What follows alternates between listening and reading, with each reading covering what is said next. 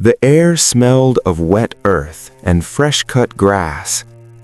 Puddles reflected the gray sky as sunlight broke through the clouds, scattering warm streaks across the cracked pavement. On a quiet suburban street, a small house sat tucked between two aging maples, their branches still dripping from the storm that had passed just days ago. Inside, an elderly couple went through their familiar routines. She poured tea into delicate porcelain cups, her hands steady but lined with decades of care. He adjusted a cushion on his favorite chair, sighing softly as he surveyed the small damages the storm had left behind. A knock on the door shattered the calm. They exchanged glances, a brief moment of hesitation. At the door stood a man with a clipboard, smiling with practiced ease, eyes promising help.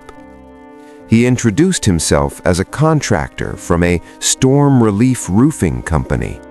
He noted damage they hadn't fully noticed, spoke of insurance coverage, and suggested immediate repairs.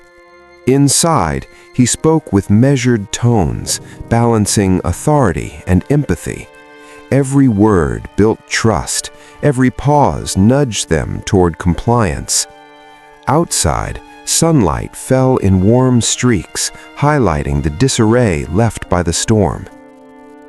By the time he left, they had signed a contract and written a check for a deposit.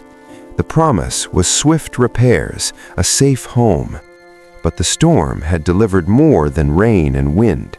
It had brought someone who understood how to manipulate fear and trust simultaneously. Days became weeks. The promised repair crew never arrived. Phone calls went unanswered or were met with excuses. Additional fees were requested, first small, then larger. Insurance complications, emergency materials, urgent approvals. Each call was calm, polite, persuasive, yet carried subtle pressure. The scammers relied on fear mixed with trust. They spoke with authority, referenced policies, and expressed concern. "We just want to help," they said, even as urgency grew. Small payments became larger sums. Checks and online transfers were sent, each transaction wrapped in rationalization. "This is for our safety, for the house, for peace of mind." One evening, she sat alone at the kitchen table.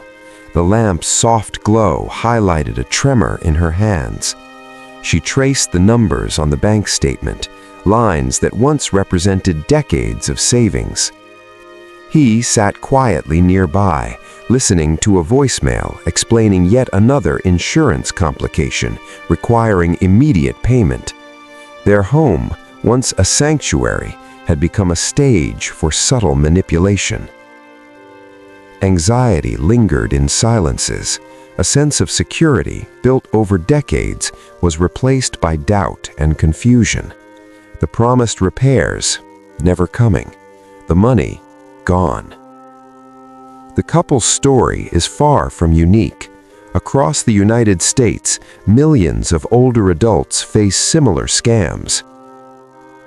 Post-storm scenarios, roofing, tree removal, home repairs are common opportunities for fraud. Scammers strike when people are most vulnerable, when fear and urgency cloud judgment. Federal agencies report billions lost annually to scams targeting seniors.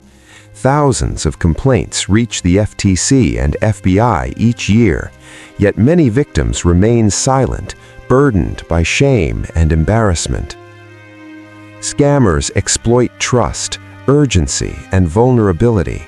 They operate with precision, scripts, fake documents, and careful reading of emotional cues.